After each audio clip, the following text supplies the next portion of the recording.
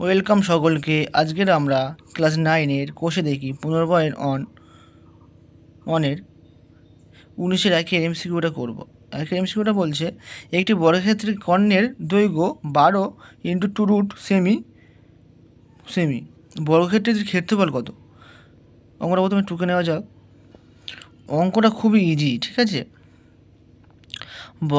ক্ষেত্রের কর্ণের সূত্র কি জানি, যে কর্ণের সূত্র জানি যে কি, যে কর্ণের দৈর্ঘ্য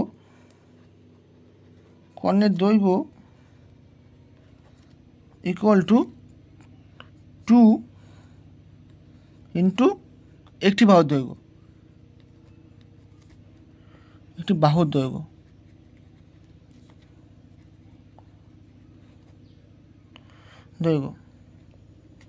বেকারে এ ধরে নিলাম, একটি বাহুর দৈর্ঘ্য এ ধরে নিলাম। দেখো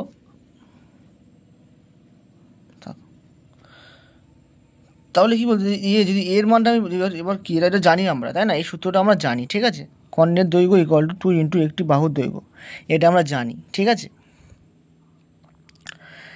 এবার আমার একটি বাহুর দৈর্ঘ্য বার করলে তাহলে কি বর্গক্ষেত্রের কি সত্য কি প্রত্যেকটা বাহুর দৈর্ঘ্য সমান হয়, তাই না? অর্থাৎ যদি এর মান যদি দৈর্ঘ্য হয়, প্রস্থ একই সেম হবে, হ্যাঁ কি না, তাই না? তাহলে আমরা শর্ত অনুসারে কি জানি, শর্তানুসারে কর্ণের দৈর্ঘ্য কত বলে দিয়েছে, 12√2, আর এখানে একটি 2 ইন্টু একটি বাহুর দৈর্ঘ্য এ ধরে নিয়েছে, মানে 2 ইন্টু এ, তাই না? 2 কেটে গেল, আর এ ইজ ইকুয়াল টু 12 কি সেমি, তাই না? সেমি কেন? এক কর্ণের দৈর্ঘ্য সেমিতে দিয়ে দিয়েছিল তাই সেমি, তাই না? সেমিতে দিয়ে দিয়েছিল তাই সেমি, ঠিক আছে। বাংলায় লিখে দিই সেমি।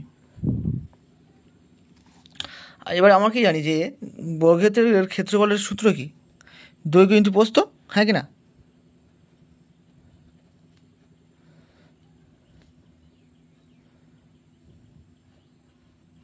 বর্গক্ষেত্রের ক্ষেত্রফল ইকুয়াল টু কি জানি আমরা, দৈর্ঘ্য ইন্টু প্রস্থ। আর এখানে দৈর্ঘ্য যা প্রস্থ তাই না, মানে বর্গক্ষেত্রের ক্ষেত্রে দৈর্ঘ্য যা মান প্রস্থ তাই সেম মান, তাই না? তার মানে কি বলতে পারি, মানে 12 cm into 12 semi,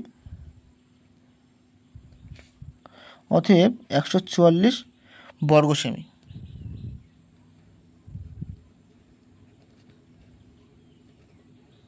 option B correct answer. বোঝা গেল?